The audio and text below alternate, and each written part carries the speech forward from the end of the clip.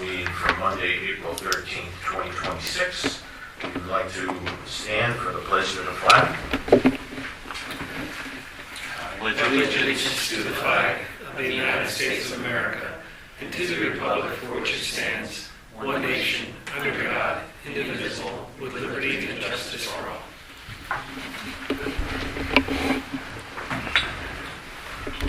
Manager, Lynn, would you please call roll? Yes, sir. Mayor Mirabuto will be excused tonight. President Hesh. Present. Vice President Mirabuto. Here.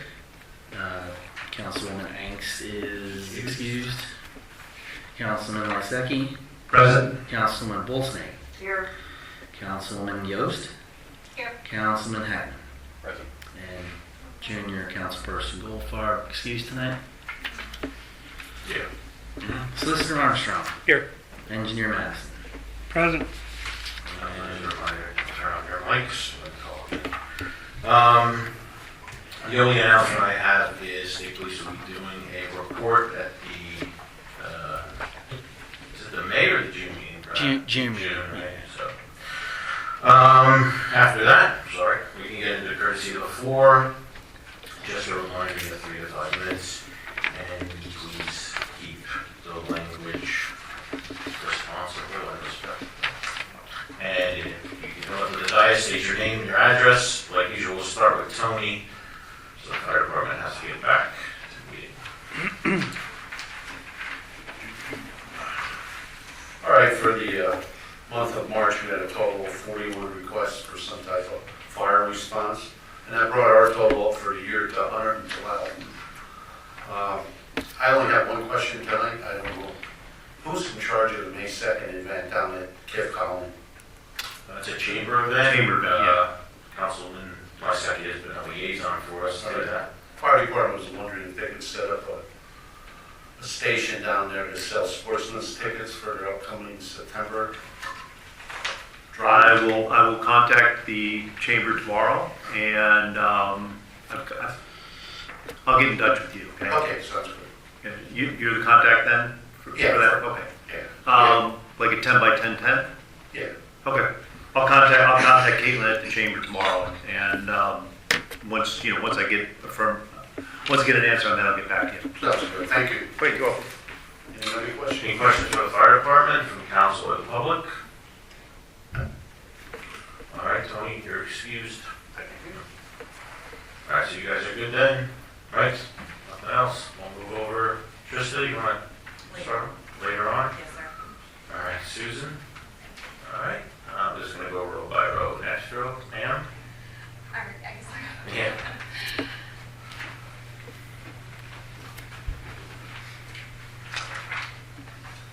So my name's Emily Viola. I'm at 120 Christmas Ave in Bath, Pennsylvania. My husband, myself, and my dad were here last town council meeting and just discussed the sinkhole on our property. So we got some contractors to come out, look at it, and we're hoping to open it up in the next couple weeks. But we pretty much exhausted all our options going through the town. Some people came out to look at it, but we still don't really know what the cause of it was. Our contractor that we initially brought in to look at it, his money is on something that's on our neighbor's property, and there's also a pipe leading out to the street that no one really knows who put it in or where it came from. But we don't exactly know that that's the cause yet. It's just that's what the contractor's kind of pointing it to. But we just kind of ran out the options going through the town, and we're going to open it up. And we just wanted to say that hopefully, we can find out what's causing it. That way we can fix it to hopefully not go again another 5 years. But that's it. I just wanted to put it on the record that we're going to look into it, and hopefully we can fix it. Thanks for coming back this month. I know there was a number of people that you were talking to from the borough, and I know engineering and everything worked out there. I know the water authority ran a pressure check of all the lines up there to see if they had any leaks. They didn't find any. So yeah, keep us posted on what's going on. And I guess just a little question question would be, I mean, because now we're, we're kind of trying to find out, once we open it, what could possibly be causing it, and if it is this structure on our neighbor's property, what we kind of have to do to go about that. Because unfortunately that's going to make things uncomfortable with our neighbors, but yeah, so just wanted to let you know we're opening it up and we're going to hopefully find out what the issue is. All right, yeah, any questions you have going forward, obviously you can always come here, but you can always call the office and Brad can help you walk you through the contacts and things like that, so. Thank you guys for listening, and thank you guys for helping out in any way that you could. Thanks, Well, I wish you the best of luck, and it's not as big as it could be, right? All All right, thank you. Thank you. All right, next row, gentleman in the navy blue there. No? Guys on the left. Okay, We're in the agenda tonight. right. I forget your name, I'm sorry, Joe. You have a good name? Okay. Victor, anybody back there? No? All right, so we'll close out courtesy of the floor, and we will move on to the regular meeting. Item 6, approval of the council meeting minutes from the March 9th regular session. Motion to approve. I'll second that motion. Motion by Manny. Second by Karen. All in favor, signify by aye. Aye. All opposed? Ayes have it. Motion carries. Item 7 of 22, council reports. So first up is PFA. And looking at anything to bring up to council, obviously you read about that in the report. I don't know, really wasn't anything specific this past month. I mean, just the normal stuff we're going over. Any questions for me or Brad or Manny or anybody on PFA? On council? No? All right. Boring report this month, which could be good or bad. I'm going to rank it under good. 250 Celebration Committee. Just a couple of points I want to touch on with that for everybody. First, a special thank you to Town and Country Restaurant for hosting a dine to donate on March 24th. And a thank you to Councilwoman Bolsnake for coordinating those efforts. And thank you to everyone that came out and supported that. That's been the third or fourth dine to donate now, I think we did, as a committee. The next dine to donate will be taking place on Monday, May 18th at Point Phillips Hotel Restaurant. Committee member Ashley Giordano has been coordinating that, and thank you to her. This Saturday, April 18th, is our American 250 Golf Tournament at Whitetail Golf Club. Thank you to all golfers who have signed up to participate in the tournament, and all the sponsors that have donated, and all the volunteers who are offering to help that day and have offered their help to get us to the point we're at now. Commemorative brick sale has been extended to the end of this year, December 31st.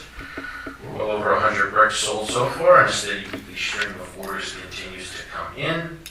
Since the trailhead will not be completed in 2026, the committee agreed to keep the window open to purchase bricks due to the interest, but will be at the regular price of $60 per brick. Brad and I met with Ron Madison and other reps from Colliers Engineering for on-site assessment of the planned trailhead location. We also met with Councilwoman Bolsnake on her property. We're a large piece of slate she would like to donate for the Founders Monument that will be installed there. Engineering is working on the details and recommendations for the formal design of the trailhead that will be unveiled on July 4th of this year. Speaking of July 4th, Bath's formal Independence Day celebration will be taking place on, you guessed it, July 4th at 10 a.m. Festivities will be taking place at 1737 Park. Various guest speakers and important borough entities will be present. I want to thank the Bath Community Chorus for their willingness to participate in this historical moment for our borough and provide the perfect melodic ambiance for the day. I put that in there. A formal groundbreaking ceremony will take place, and the ceremony will be open to the public. So I ask you all to please mark your calendars for July 4th at 10 a.m. and help Bath celebrate America's 250 birthday together. Right now, that's all I have to report from the 250 committee. Any questions? None? All right. Very rowdy bunch in here tonight. Okay, public safety, Councilwoman Olsen. Most of these things we already went over before. I'll just reiterate a little bit. We're still looking to upgrade the signalization at Northampton and Broad Streets. I believe Ron will be working with PennDOT on it. Yeah, that's an item for I on the agenda tonight. Okay. I wondered why you were looking at me like, God. Okay. The fire department had asked for a few things to be taken care of up in their area. A few lights were out, some weather stripping, man door hinges were dropping. So Brad was working with the Public Works on that. And I asked Brad if he could take a look and see what options do we have with PennDOT for the do not block the box, which is currently out at the end of our road here. Most people are not obeying it, following it. They just see white lines on the road and just sit there anyway. So I'm hoping that I've seen in New Jersey where they actually have wording on the ground saying do not block this area, but I don't know if we're allowed to do that in the state of Pennsylvania. So I asked Brad to look into that. That's all I have. Yeah, Any questions for public safety? I want to thank Councilwoman Olsen for developing a new protocol in the committee, working with the fire department and Public Works and other entities. If you want to explain a little bit about your safety program that you have going on. Sure. We started an employee safety program for a few reasons. Number one, to make sure that the people that are employees of the borough and the fire department, that they are working safely on a day-to-day basis. That's the biggest thing for me. The second aspect of that is as I give them topics every month to go back to their specific groups with and talk about. So it's a reminder of the safety aspects. As we're doing that, we're looking to see if we could save some money on the comps for insurance causes. So we're trying to keep everybody safe, and we're also trying to see if we can save some money. Questions? All right. Thank you. Thanks, Lauren. Parks and Rec, Jim. Yes, Parks and Rec had a meeting on Monday, April 6th. A couple items, and the information is in your packet for the council. A couple items on that I would like to highlight. Number one, at the request of Mayor Mayor Fee, we did order and received 2 new resinwood picnic tables, and they were installed at Keystone Park by our Public Works. So now I believe there are 12 picnic tables there, and we are getting requests from the community to host parties and events there, so that will definitely help out there. Secondly, we are working to secure a couple bands for at 1737 Park, Friendship Stage, for summer concert.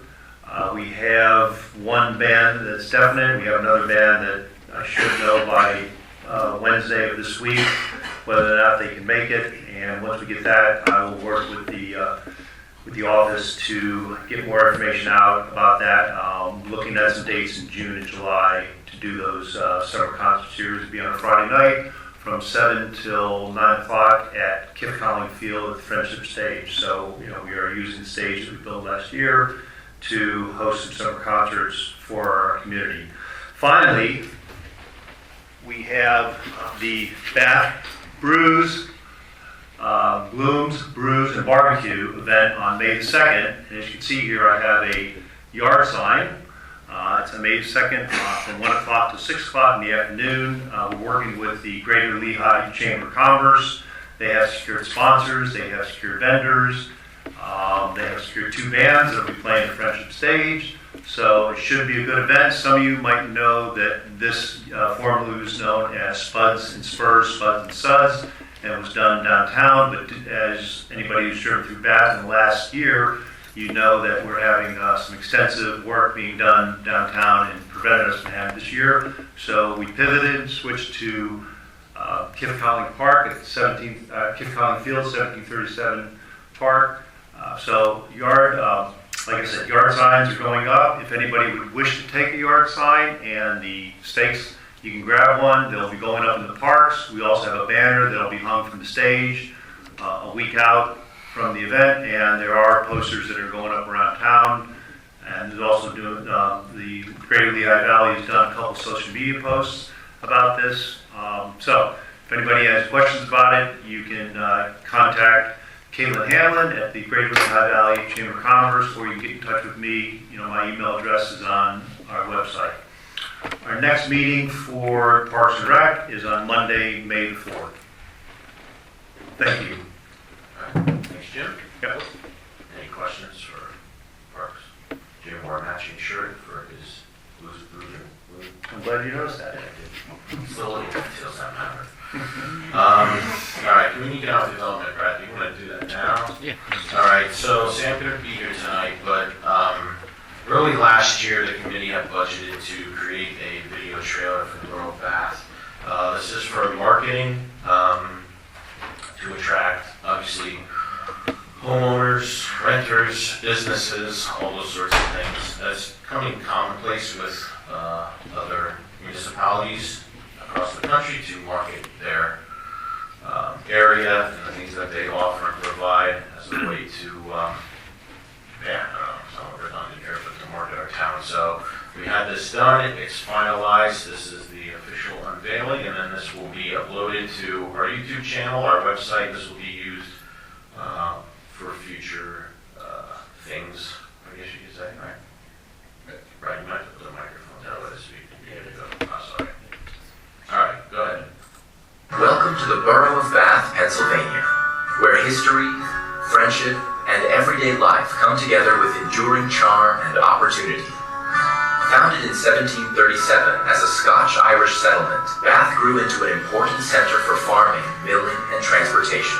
Today, its nearly 300-year history is reflected in stately historic homes, charming storefronts, and the Siegfried Log Cabin on West Main Street, the oldest standing building in town, all while the borough continues to move confidently forward. From the well-preserved architectural gems of the National Historic District to welcoming local shops and eateries, Bath offers the comfort of small-town living with a strong sense of pride and purpose. Bath is built not only on its past, but also on thoughtful planning for the future. Governed by a dedicated mayor and borough council, the community benefits from strong local services. The borough is proud to have its own fire department, reflecting a long tradition of neighbor-to-neighbor care and public safety, supporting both residents and surrounding areas. Bath's Water Authority plant provides reliable, sustainable water infrastructure, with 5 main roads feeding directly into the downtown corridor. Bath enjoys convenient connectivity for residents, visitors, and local businesses alike. Outdoor spaces play an important role in borough life.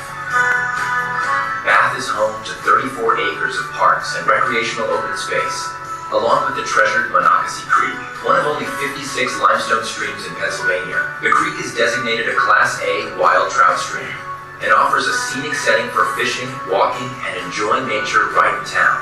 It's a peaceful balance of relaxation and recreation that residents truly value.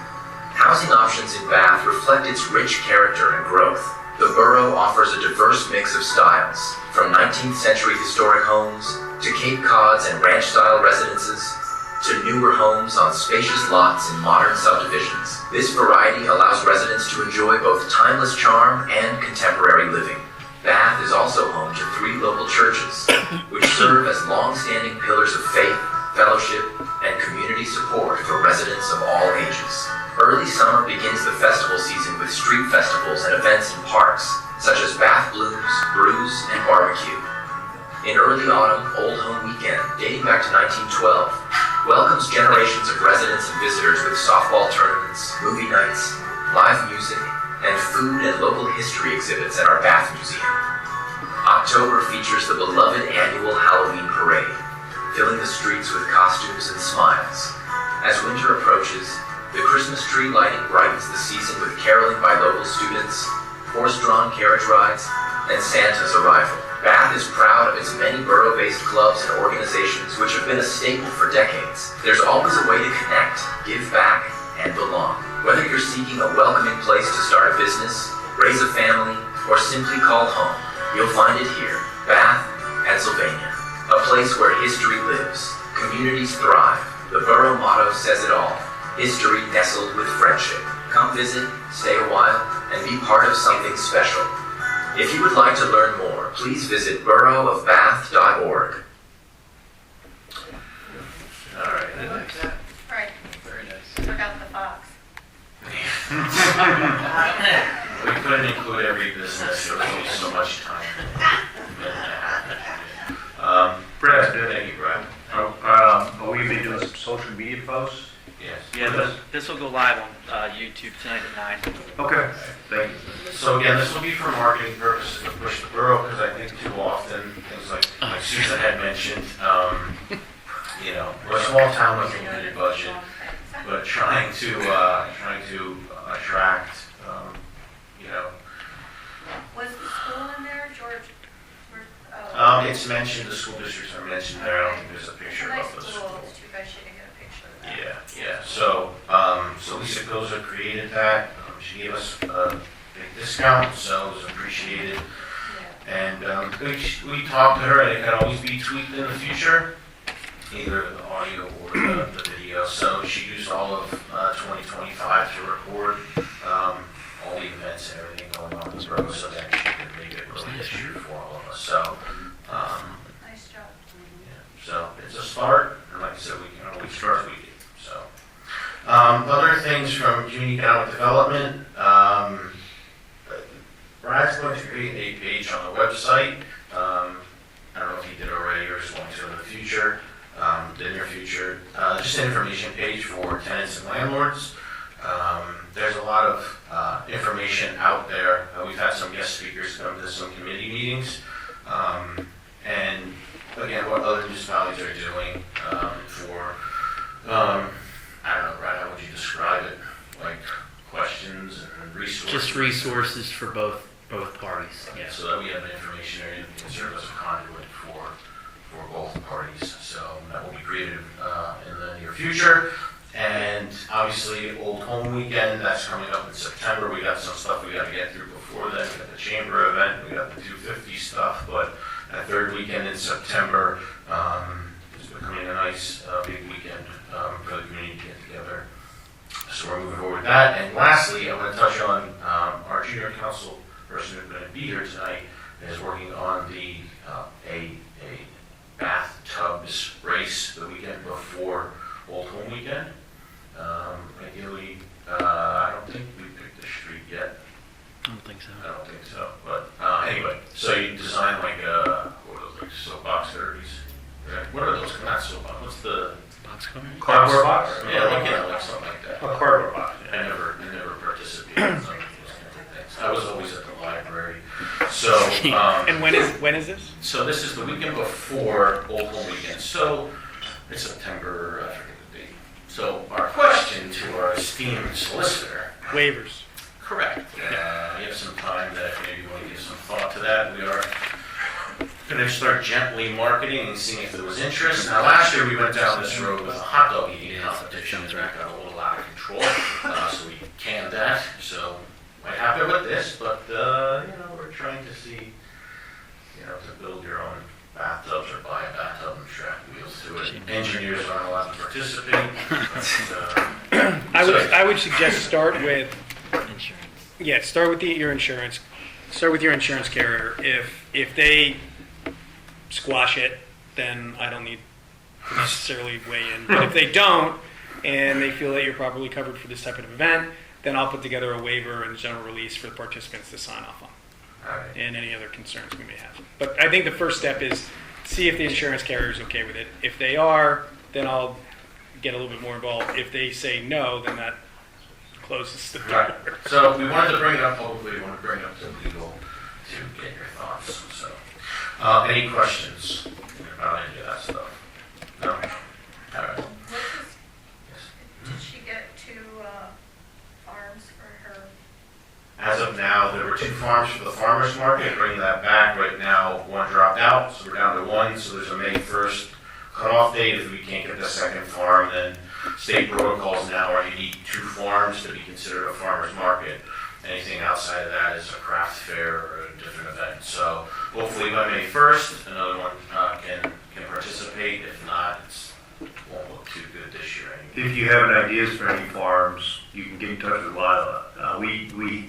We gave her some information on some other farms, and she did reach out to them. Unfortunately, they weren't able to participate. So if anybody does have any information from a farm that would like to participate, please contact Lila. All right, environmental, May? You brought it up. We only met for a few minutes because we really had nothing on the agenda, just so that we could switch our meetings to quarterly instead of monthly. So our next meeting will be July 27th at 6 p.m. Okay. Any questions for Mandy? All right, ASCOG, Katie? The discussion last month was data centers. How all the surrounding townships are coming up with their ordinances for them. So they kind of let me into the discussion. Yeah, we really don't have any area Yeah. for a data center. Not a very tiny data center. So there are some benefits to being a tiny municipality. Any other things discussed at NASCOG, or that was pretty much the focus? That was it. Okay, all right. Did they say of anything that they're going to look for, any participation from all members or weigh in or anything on those topics? They were just all going to share what they have so far in their ordinances, so they can compare, and basically said it has to happen somewhere first, so they have to base it off. Okay. Any questions for Katie in regards to NASCOG? No? Knoxie Creek, no updates right now. We're doing some cleanups at Bethlehem. I have to reschedule the one in Bath. It was originally scheduled for the last Saturday of this month, but I believe that's the little kids fishing competition. So we don't want to mess up with that. So after that's done, sometime in May or early June, we'll get that taken care of. Any questions about the water? I don't know the temperature today or its pH makeup. Bath Museum Liaison, that was Sam. Sam's not here. Susan, anything for the museum since you're here that we should know about? No, did you ever get back to Diane about storage space? Did they have some things that they're getting in and they're Right. Yeah, and the museum had asked about storage space in the file room, and we're kind of don't have any in there. That's the problem. I know we keep looking, and if something frees up, then maybe we can consider it, because now, also I think, isn't a corner going to, what's the county tax entity? No. We're not doing that now? No. All right. So, well, we'll keep looking. Okay. Harb Liaison, that would be Darren. Anything? There was no applications therefore we did not have a meeting. So nothing to report. All right, sounds good. Thank you. Mayor's report, Mayor is not here. There was really nothing to report on that. Public safety reports. EMC, Brad or Lauren? I have nothing. EMC stands for Emergency Management Coordinator. Okay. All right. Zoning Officer, Code Enforcement and Permits, and Parking Enforcement Program. Those numbers and reports were in the information. Is there any question from the public or council in regards to any of those topics? I do have a question I have for our zoning officer, code enforcement group. I would really like to see a report from them, whether it's how many applications have been filled out, how many violations have been done from the parking enforcement standpoint, just so I can wrap my head around what's happening throughout the borough as far as building permits,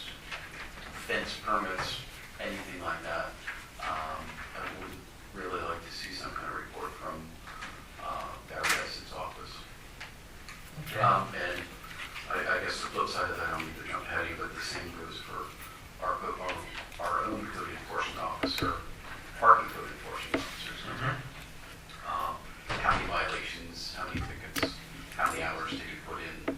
Just something general, just so we can get an idea and handle on what's happening throughout the town. And if there's a parking situation, we'd be able to look at that and bring it to a head, seeing if there's violations in a certain area.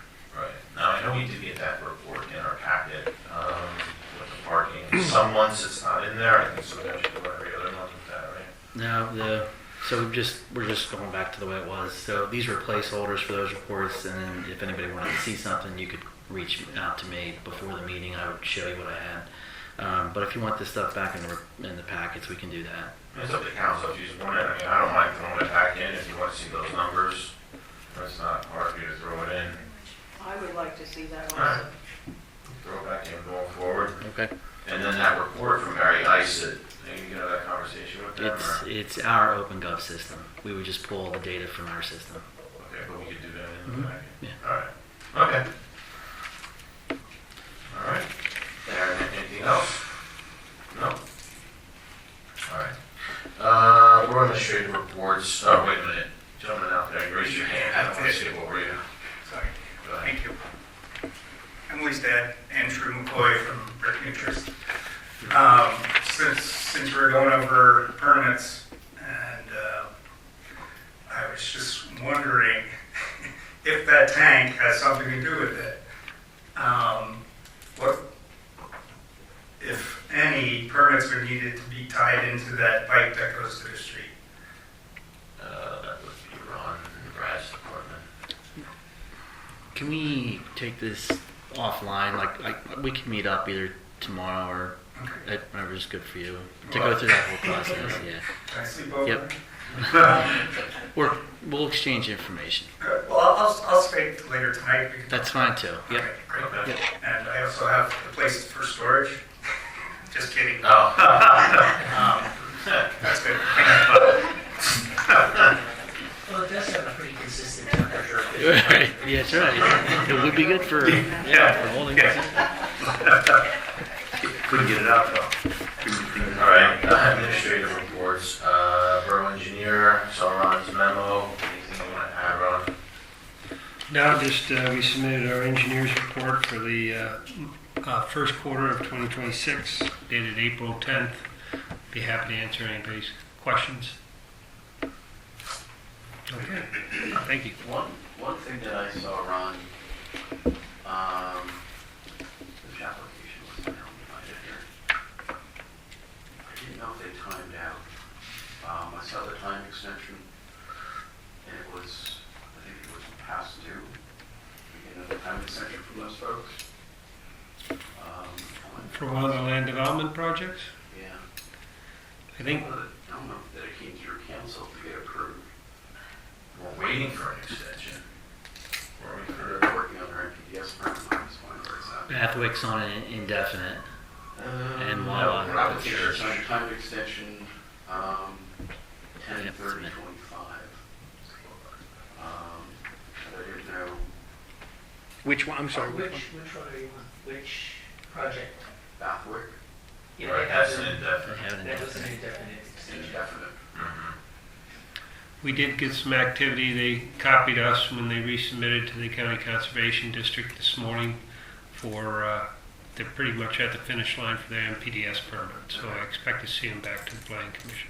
Okay, all right, I just saw that the date was expired. Okay. I didn't know that it was an indefinite. And that was, We do. when was that extension? That was, I think back in the fall.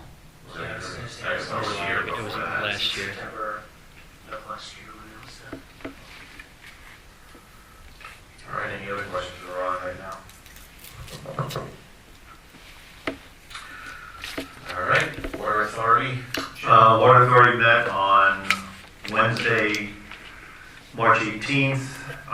As reported in the past, they are looking for an additional well in the borough to service both the borough and expand the area right outside the borough for both water and for sewer. They do have a couple properties identified, and they're now working with those property owners to get access to the property so they can do some more evaluation regarding the well. The next meeting for the Water Authority is on Wednesday, April 15th at 6:30 p.m. at their office on Mill Street. Any questions for the Water Authority for Jim? All right. Stormwater Authority, Manny, Ron, Brad? We did get notice that the borough has been invited to the Penvest board meeting via Teams. It's on Wednesday, the 15th, and our loan request is on the agenda, so we're anticipating that will be approved to allow for the projects to move forward through the construction to meet our PRP expiration date. So that's good news. Which is the end of 2027, correct? Correct. So everything's on schedule time-wise? Everything's on schedule. Okay. And the next authority board meeting will be Monday, the 27th. In your assessment, do you think that the authorities will, our requirements for those permits so far, knock on wood, we should be pretty good?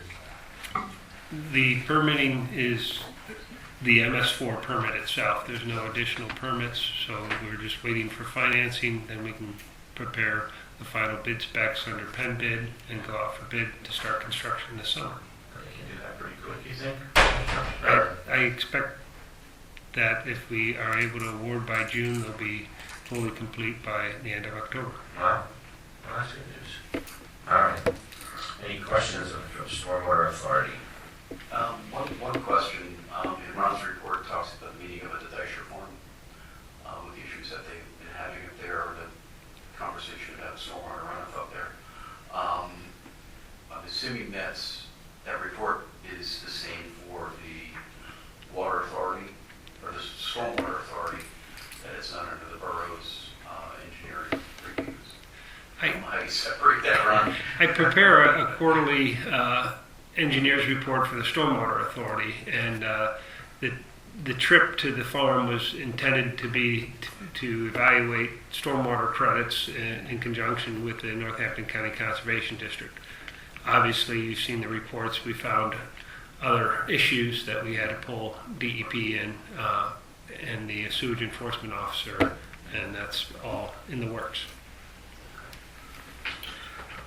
When we were looking at the trailhead stuff down by the park, we were walking down Mill Street, kind of getting assessment of things. There's that one storm sewer that you all saw, and I believe it's state-owned storm sewer. No, it isn't. All this, That they poured completely.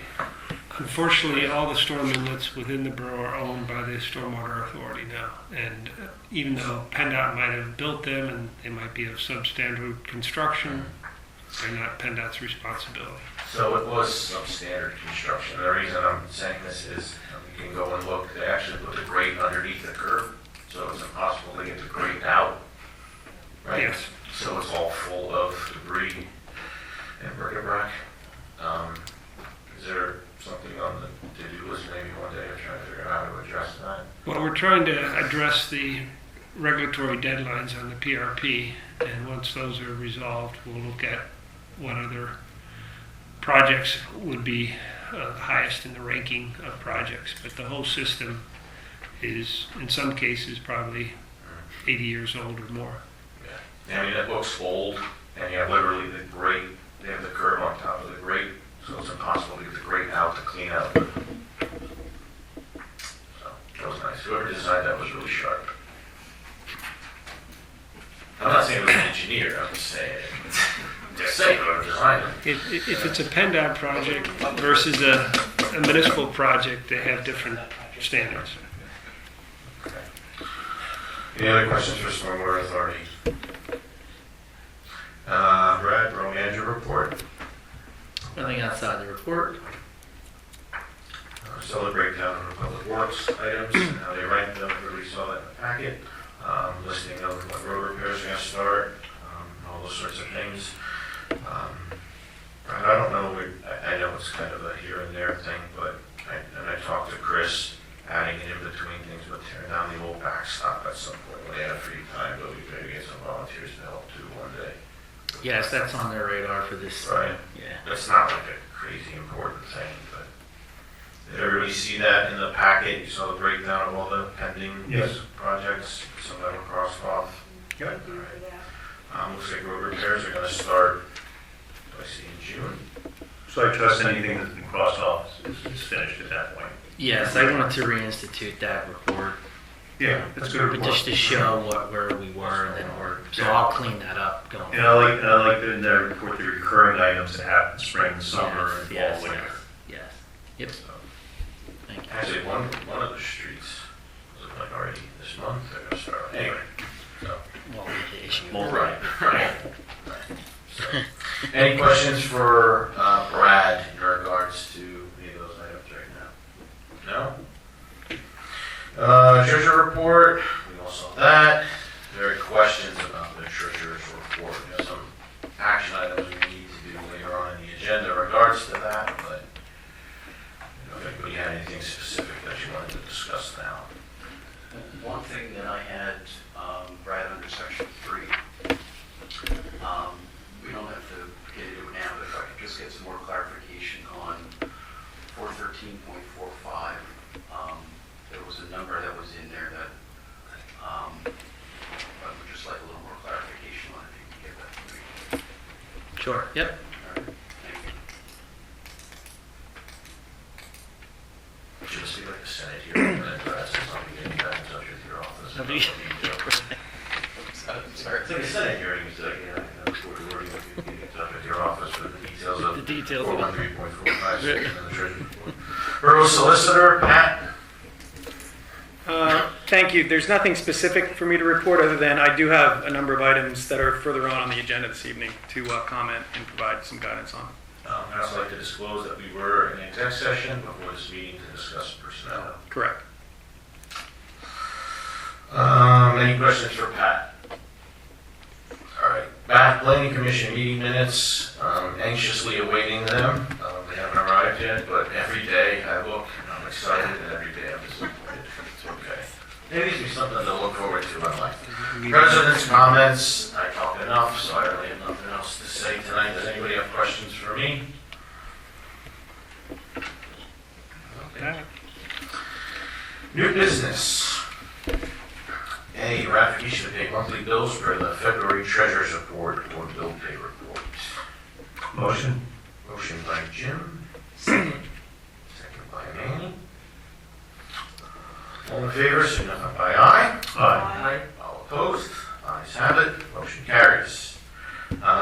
B, transparency and the right to know. So this was an item added to the agenda from last month. Discussion then, and I'm going to turn that over to Pat. Sure.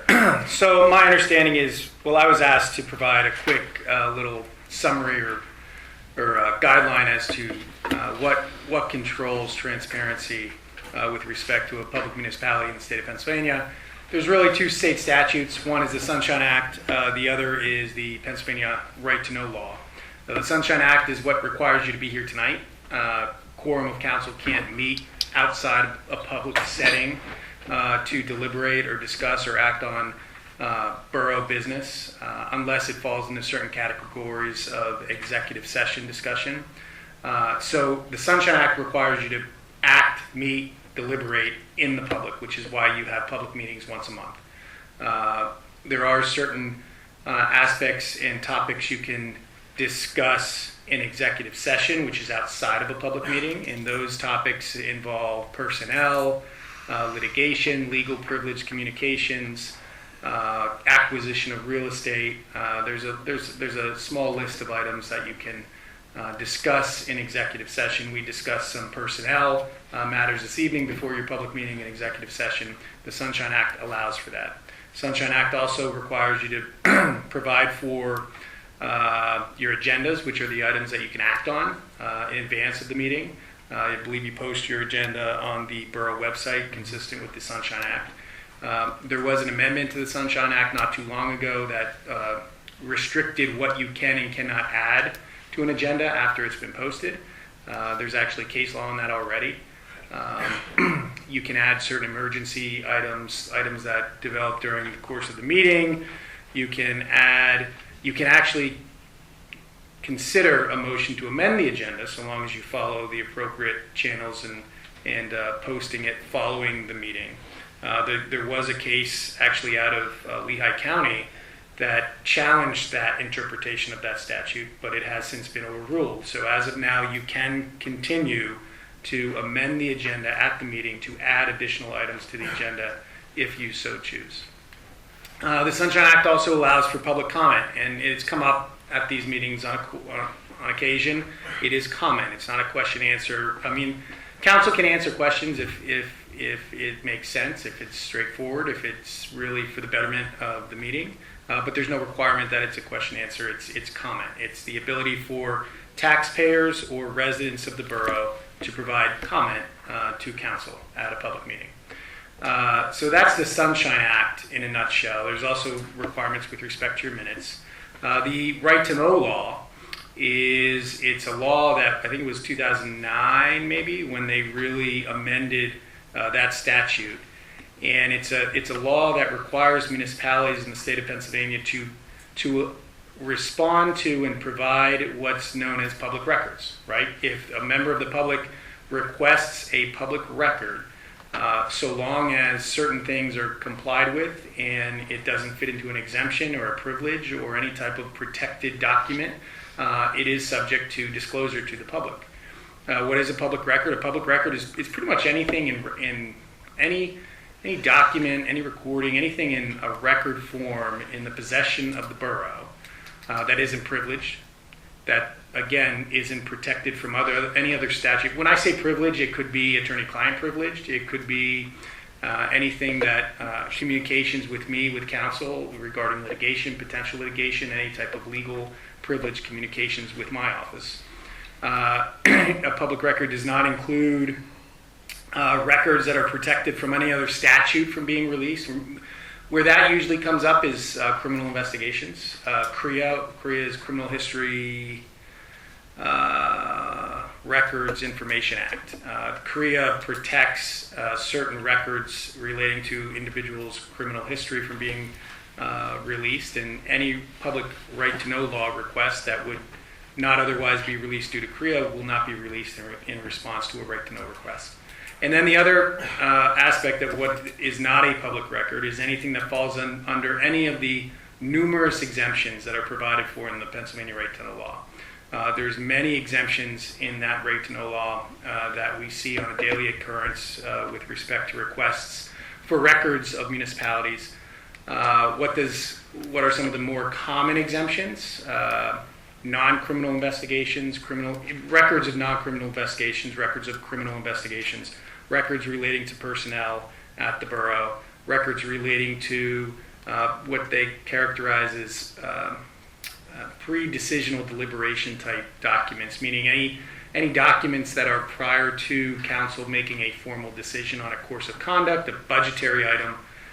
Draft minutes are not subject to the right-to-know law. Any type of a draft document before it's in final form is an exemption under the right-to-know law. Any records that are deemed to provide some type of any type of personal, confidential information, person's home address, telephone number, that type of information. Records that would potentially expose the safety of a public or commercial or industrial building. You get the township or the borough gets a number of building permit applications with the design specs associated with buildings that are constructed within the borough, and the public and the right-to-know law does not require you to disclose those records. It's also something I believe the UCC, the Uniform Construction Code, also provides for the prevention of releasing certain building permit type documents associated with buildings being built within the borough. Non-criminal, I already said non-criminal investigations. Any records dealing with a non-criminal investigation, that could be anything from a zoning enforcement file. The borough gets a complaint from a resident about a neighbor that's in violation of the zoning ordinance. Anything from that complaint to all the investigative type files associated with that investigation on that zoning issue or enforcement is all exempt under the right-to-know law. Similar to personnel investigations or any other type of non-criminal investigation. The borough does not have a police department anymore, so criminal investigations probably not so relevant at Bath Borough anymore, but for municipalities that do have a police department, you see criminal investigative documents that are denied with respect to requests on many occasions. But the right to know law in Pennsylvania, it does allow for the access to the public of many public records that were intended under the statute to be subject to disclosure. But those exemptions in the right to know law, those exemptions due to privilege, and those exemptions due to other statutory prohibitions with respect to releasing documents all serve a purpose. And there's a reason why those exemptions are provided for within the right to know law in Pennsylvania. And the intent is to prevent those types of records, because they're not public records, from being released. I think that in a nutshell is a very quick summary of the sunshine and the right to know law. I will say, since I've been here at Bath has complied with the Sunshine Act, and Bath has complied with the right to know law to the extent that I've been involved. I don't review every right to know request that comes in, but the ones that I do, you've complied with. And what I failed to mention is every municipality has an appointed right to know officer. That's not me. I believe, is that Brad?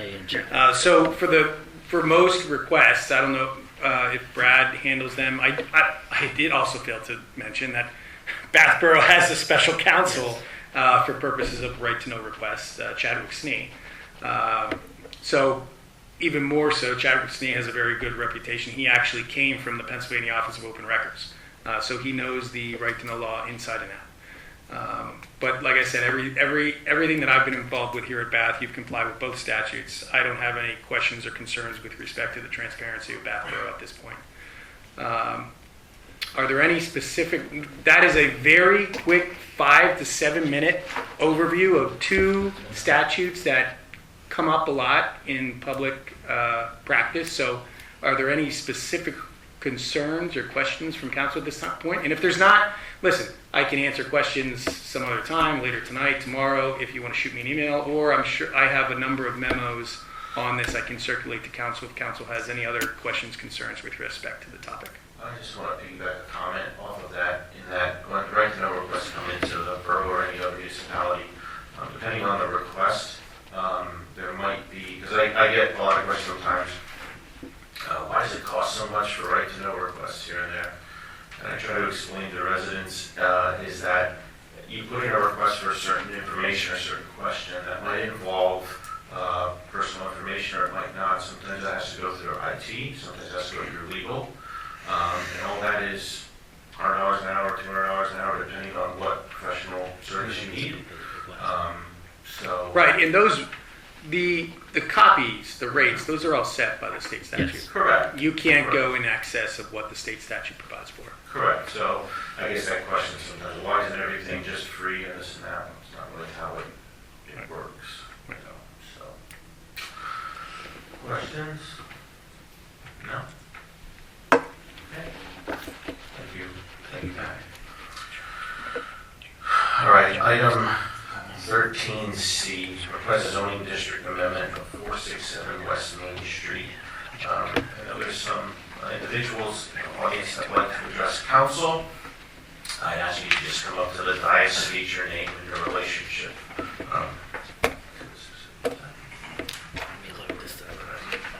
Dais, a little podium. The mini dais, otherwise known as the podium. What? Oh, I thought he was. Oh, I did something. The easel, you can use that. I don't know where the best spot would be. Yeah, Brad. Brad's gonna. You maybe want to turn it so that like the back is to the wood post, and then like the audience can see it and we can see it. Ladies, if you have to come over this way, feel free. There's some open seats. Right. They have it on there as well. Okay. I think we have it digitally as well.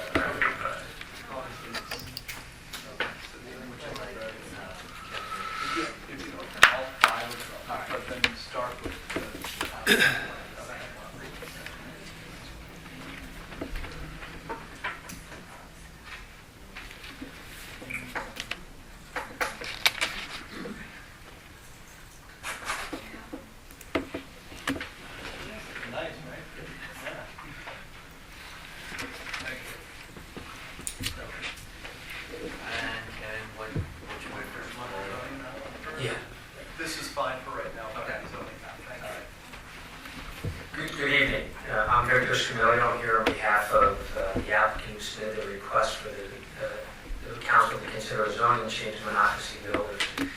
What you have up in front of you is your zoning map. Now, in full candor, we updated the municipal zoning map to show the rezoning that was already done for the R3 district right to the east of our location. Currently, this property has a mailing address of 467 Main Street. It is zoned in the MC Commercial Zoning District. We're here tonight to ask for a change of zoning to the R3 zoning, which would be identical to its neighbor to the east, and would fit that nice pocket of that zoning district within the borough. We are the last property within the borough. We defend you from outside neighbors. So we're here to see if we can push you to understand the reason why we're asking for this requested change to the R3. And with that, I'll help kind of with the presenters coming up. I have the owner of the applicant, Monocacy Builders. Sir, please state your name. Good evening, my name is Paul Nevazov. And you have an equitable interest in the property that's noted here on the zoning map? Yes. So in other words, you're under agreement to purchase it? Correct. Okay, and one of the conditions is the zoning relief that we're requesting? Correct, yes. Okay. Tell us a little bit about the history of this property. Yes, so a little bit about the history, what I was able to find out. Apparently the property has been vacant since forever. I reached out to some previous owner. One of those happened to be my first employee here in Bath, Jack. At one point he owns in early 80s, but the property's been vacant since forever. It's been just a vacant land. My understanding, there was never been any farmland or anything, just a vacant property. And right now it's zoned in the MC district. What are some of the uses that could be accommodated on the property as currently zoned? Exit district, that's manufactured commercials. There's a lot of different use, warehouses, you can put a helicopter pad, variety of commercial usage. And that's within the borough zoning ordinance, correct? Correct. And as far as you know, having been designated in that fashion, it has not had any uses that have accommodated that site. Correct. So as it stands right now, the zoning ordinance to in effect sterilizes that land. It makes it have no value. I believe so. And so you're asking to change to the R3 high density district, correct? Yes. What do you intend to put on the property? So we're requesting to change the R3 district where we believe and think we're looking to put garden style apartments. We're going to show for our next sketches what they're going to look like and how many of those. If you want that, we have two renderings. Okay. So that is one of the units, for lack of a better term, one of the buildings that you would put onto this site. Yes, so that'll be one of the, I believe there are 6 or 7 buildings. Actually, that should be splitting out that building. But that's something visual to show how they're going to look like. And so you would have siding that would have some stone? Yes, we're going to have some stone, some siding, some cement panels. Try to make them as nice as possible. Almost every unit they're going to have balconies. And if you can see in the drawings, that first floor show it's a little bit low. That's because of some of the slopes that we have to deal with our property. So if that building, if you look in the back, will show the full 3-story. But if you look in the front, it will be 2.5-story. Because the slope different, I believe it's over 100 feet from one side to another. That's Kevin. He's gonna touch on that. And you would have the different pitches to the roof to accommodate an aesthetic value. Yes. As well. And the units, about how many units would you like to consider for this property? At the moment we show about 242 units, but that number is going to go only down from there. Again, that's because of we didn't go further yet of the drawings. And it's gonna have a big play of the slope, retaining ponds and all that stuff, roadways, parking, and everything like that. So if I have to guess, we're probably gonna be low 200, high 100 unit economics. That's where I can see will be.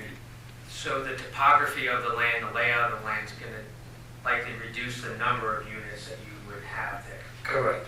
Okay.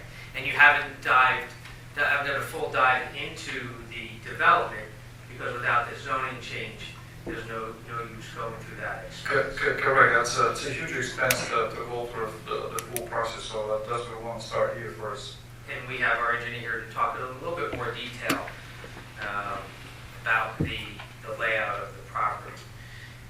And all of this would be 1 to 2 bedroom residential apartments. Yes. So majority of the units will be about 70-75% of the units will be 2 bedroom, 2 bathrooms. That's kind of what we find out success rate for these type of projects. Either people have one kid or just couple want to use another one for office space, or even we see people that are willing to share apartment as long as they have separate bathrooms. So we see that as well to keep the cost down. And do you have a rendering there that shows almost like an overhead view of this property? We don't. Yeah. So that's the rendering. Kind of showing what's going to look like. Obviously, the project is going to be a fully it's going to have all different types of amenities, pool, fitness, all different kind of meeting rooms, and we're trying to to make it be a community space, for residents to go in and to be social. So, sir, if I look at that rendering that's on the screen, to the right, is that the drive that would lead out to Main Street? Yes. So and you would have it wind to accommodate that topography of that property? Correct. And that would be the main point of ingress and egress to this property? Yes, so the main entry will be from Main Street. Okay. And you said it'll have amenities. I see on this rendering here a pool. It looks like a community room or a community building that would have fitness and other amenities in there. Yes, so the amenity space will be almost 20,000 square feet of amenity. Most likely that will be a lower level, and in that community space, so we can increase the amenities. And so I see here you had mentioned in the rendering that was up before. This rendering shows incremental gaps between the buildings. Yes.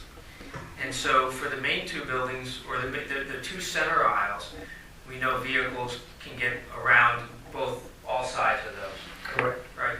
And then the breaks in between the building also helps for, should there be an emergency necessity, Yes. correct? Yes, so we make them a little bit wider, and if there's room, we can extend them even wider for a fire truck. Make sure 53 feet regular feet in there, maneuver all around, even when the vehicles are there. And so the break also helps, again, much like with the pitch of the roof and the dormers and what have you, that there is an aesthetic appeal to Yes. these units. That Yes. it's not just rows of buildings. Correct. We're breaking them down for a couple of reasons, for aesthetic and also for if there's ever some type of emergency, it will affect just that one building, so you never know what's going to happen. Do you recall how many acres this property is? It's 18 acres.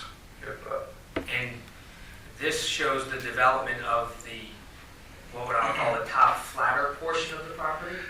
So actually the flatter portion, believe it or not, it's only the first row, the two buildings, and everything, the other three kind of start stepping down. You would step down off of that, but Yes. the rest, as you show here, that green space would remain green space on this property. Correct.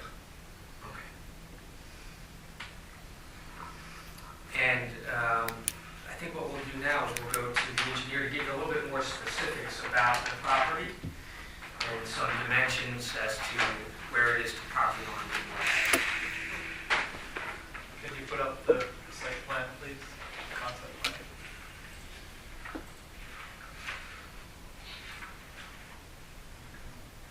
The attempt was for an aerial image. I don't know if that's So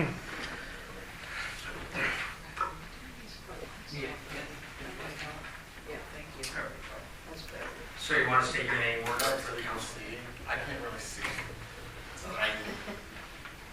Rocco, maybe it's, since that's up there, maybe if, it's all right if he brings that around for the audience to see that easel? Yeah. Thank you.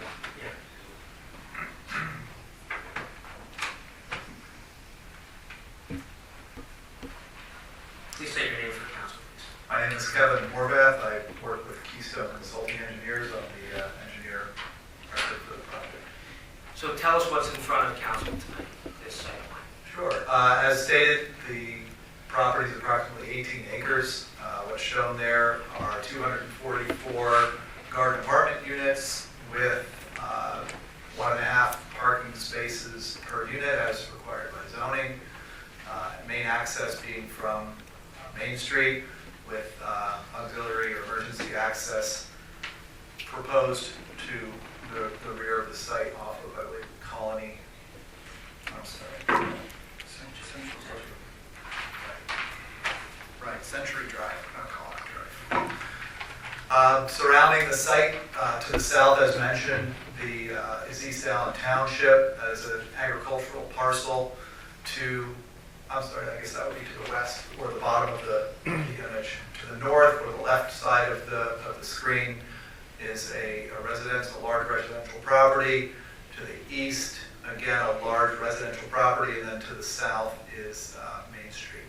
There are some properties that front on the south side of Main Street, some various residential commercial units.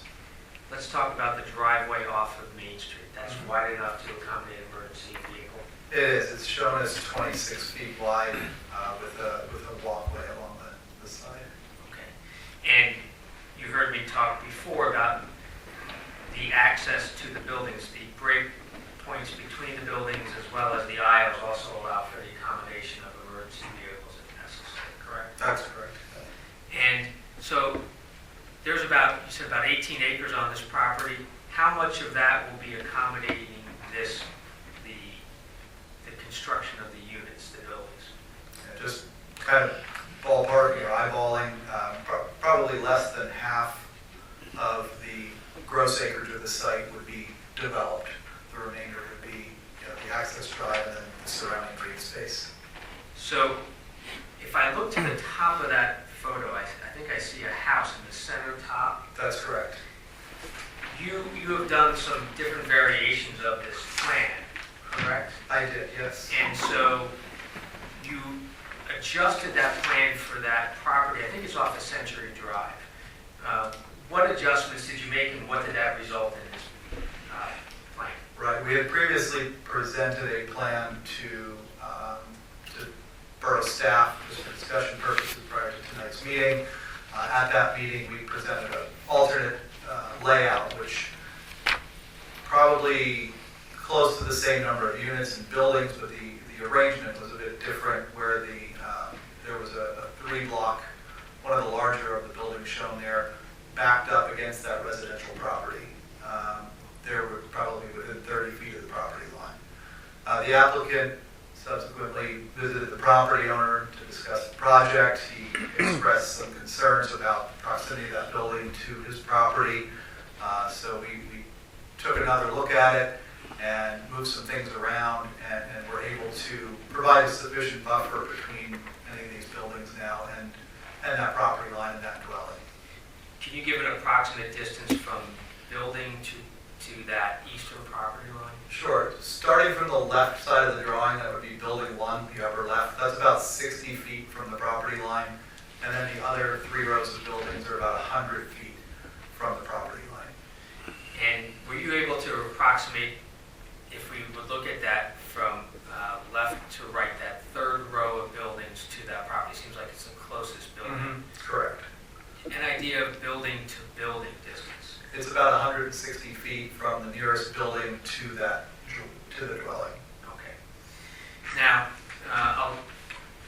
when these changes and requests for zoning changes are being made, the question that would normally come up is, if we change this to an R3 district, how does this comply with the requirements of the The site layout as it's shown, based on our interpretation of the zoning ordinance, is fully compliant with the regulations of the R3 zoning district.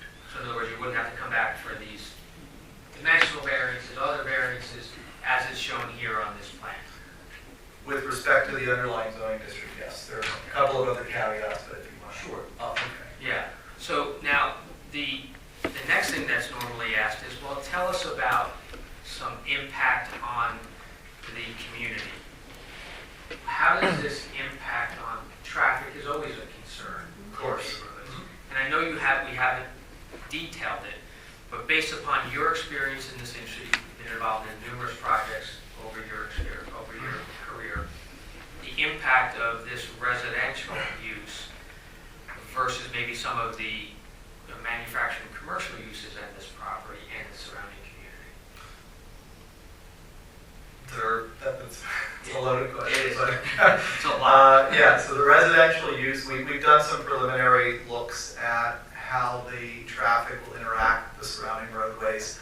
And our expectation is that there will be no need for any real traffic improvements in Main Street because currently that proposed site driveway intersection would function at an acceptable level of service with the traffic or with the roadway configuration as is.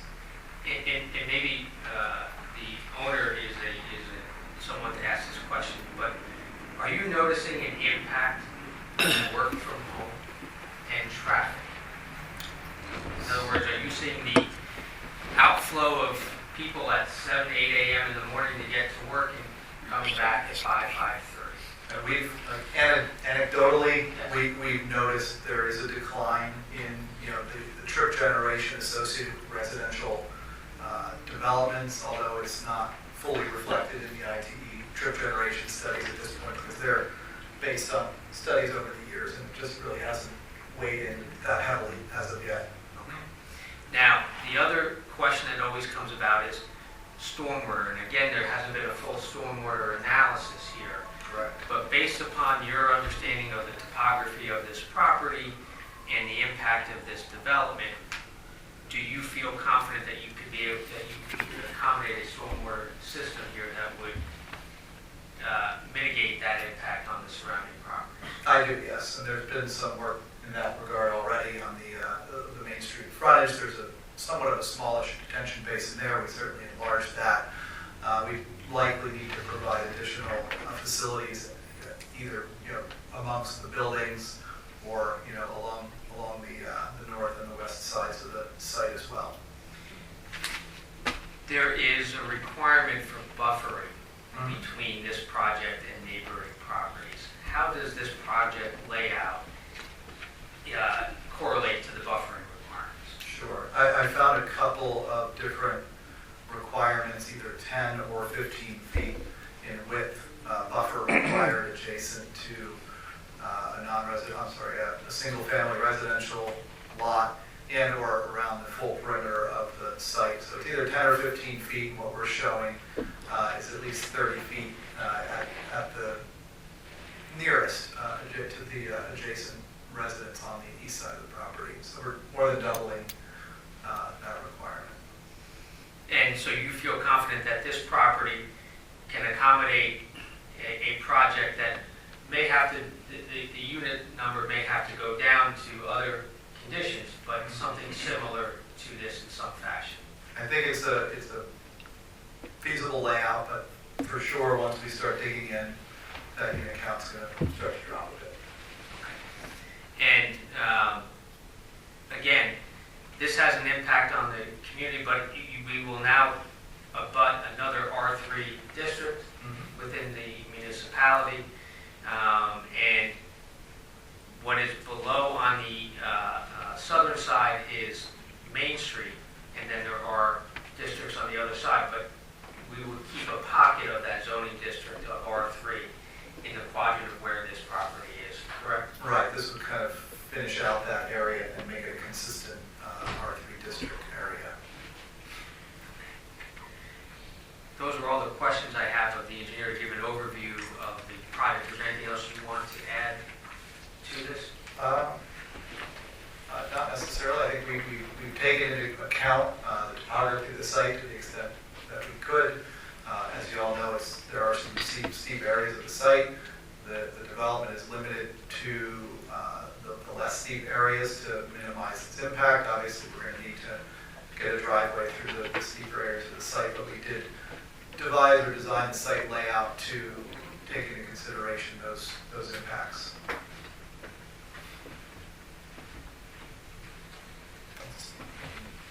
Okay. Pat, you say? Sure. I mean, it's important for council to understand. I mean, they're showing potential future apartment complex, but there's no land development plan submitted before the council. They are simply requesting you to consider rezoning of that parcel from MC to R3. So with a request like that, usually, council and ultimately the planning commission at some point, you take into consideration, the planning aspect of it. So what are the other uses permitted in the R3 district? That's typically what you would be looking at, with the understanding that the applicant or the requester in this case is suggesting that they're going to proceed with an apartment complex.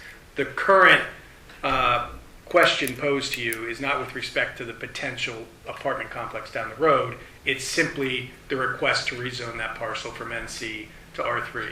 If the first slide or the second, whatever they had up first, looking at the zoning map, the parcel does look like it's immediately adjacent to an existing R3 zoning district property. So if there's any concern with respect to spot zoning, it doesn't appear to be any spot zoning because it is immediately adjacent to an existing R3.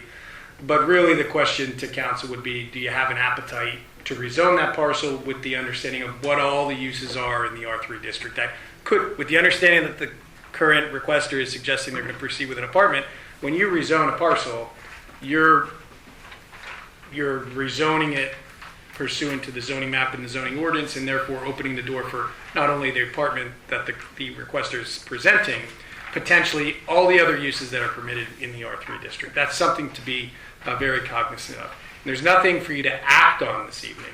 There's simply, my understanding is they're presenting this to council and to see if council has an appetite for it. If the council does indicate that there's any interest in potentially rezoning that parcel, the next step, did you already sign a professional services agreement? Yes. Okay, so the next step would be to draft an ordinance showing this amendment on the zoning map. Now, I would bring up that if you do have an interest before you move forward with the other zoning map amendment that we were kicking down the road, that we're kicking towards adoption, maybe hold off on this. But really the first step is to see whether or not you're even interested. Because if council's not interested in the rezoning, I think you notify them and say, sorry, but we're not interested, and they go away. No one can require you to legislate your zoning map in a certain way. So the question is, are you interested in considering or at least looking closer at whether or not you'd be interested in rezoning that parcel to R3? So as it stands now, MC district examples could be what? It couldn't be single-family homes going to go into an MC district, right? I thought that question would come up, and I brought the zoning ordinance, but I didn't bring the addendums that have those, so I can bring it up real quick on my phone. Sir, I have them. You do have them? I have That would be them for helpful. NC and R3. Perfect. Just for comparison purposes and for information for council. Thank you. Yeah. Do you just want me to hand them down, or you want me to read through them? You can read. So if the question was what is currently permitted Right. in the MC? So permitted uses in the MC: indoor self-service storage facility, professional office, light manufacturing employing electricity or other unobjectionable motor power, child care center, glass and glass products, jewelry manufacturing, gem polishing, leather goods manufacturing, pottery and ceramics, sporting goods, ropes, thread and yarn, brushes, brooms. These are all the light manufacturing uses, if you weren't following. Only looking to their light manufacturing. Light manufacturing, very specific. Fabrication of metal products, fabrication of paper and wood products, light machinery, cosmetics, pharmaceuticals. So you get the idea, the light manufacturing list goes on with respect to light manufacturing. Then there's also all uses similar to the above. Accessory uses, it goes on, garages and carports, storage sheds, greenhouses, animal shelters, swimming pools, so on and so forth. Conditional uses, so those were all permitted by right uses. okay? I'm sorry, banking and fiduciary institutions, radio and television stations, vocational and trade schools, retail outlets, prepared food products. It's a pretty long list for the MC. So there's no... Conditional uses, there's a list of conditional uses if you're interested. Outdoor self-service storage facilities, amusement arcades, public utility uses, private service parking facilities, group care facilities, and other uses not specifically provided for in other districts. What that means is if you don't have a specific use identified in your zoning ordinance, that provision indicates that they could be permitted in the MC by way of conditional use. So for instance, data centers are very popular right now. I don't know if Bath Borough has that type of use in your zoning ordinance, so a data center would fall under the MC by way of conditional use. Special exception uses, adult picture theater, medical, marijuana, academic, clinical research center, marijuana grower processor, marijuana delivery vehicle facility, and marijuana dispensary and cabaret. So that was all MC. That's currently permitted by right, conditional use, or special exception. The R3 district, if you were to consider the R3 district, and I'm assuming that this is the accurate. Yes, I have a lot of respect for it. I have no doubt that this is the set me up for fail. Okay, permitted by right uses, townhouses and apartments, and then it goes right into accessory uses, garages and carports, storage sheds, greenhouses, animal shelters, swimming pools, home occupations, and no impact home-based businesses. Conditional uses, municipal buildings, parks and playgrounds, public, private, parochial schools, private recreation uses, dormitories, private surface parking facilities, and special exception uses. So conditional uses come before the council for consideration for a public hearing. I failed to mention that. Special exceptions go before the zoning hearing board. So special exception uses would be places of worship, cemeteries, home occupations, bed and breakfasts, child care, home and child care center. So those are the R3 permitted conditional and special exception uses. So it's clearly would be R3 would clearly be a less intensive zoning district. And if you look, the other aspect I mentioned, the parcel is immediately adjacent to R3, which indicates that I don't have any concerns with respect to any spot zoning or that type of a challenge. But the other aspect sometimes that comes into play, especially when you look at the difference in zones, is to whether or not you're zoning out the MC. And that sometimes I turn to the engineer to say, so the remaining MC, if you were to get rid of that MC, do you still provide for a reasonable opportunity for those MC type uses? And it looks like there is still a significant amount of property in the borough that would allow for those types of uses. I'm not exactly familiar with the condition or what the current uses on those other MC parcels are, but it's another consideration as part of the planning process that we would look at if council tonight would tell us, hey, we're interested in considering the rezoning, let's take that next step. And I don't know if Ron has anything to add to that. No, we haven't done any analysis.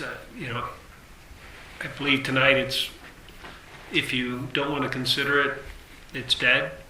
If you want to consider it, then the next steps would be to remit it to your planning commission through the sketch plan process and see what recommendations after further evaluation of the plans. But at that point, we can make far better recommendations.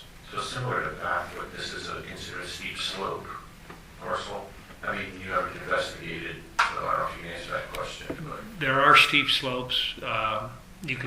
The old zoning map that is shown on there has like a shading of the areas of steep slopes, and you see that running through that specific property. You see it wrapping around Holiday Hill. So I think you all know where the steep slopes are in the borough. And you wouldn't be, they'd still be required to comply with those provisions of the ordinance. This is just simply rezoning it from MC to R3. Any steep slope restrictions or other setback restrictions associated with the zoning ordinance on that parcel would still have to be complied with.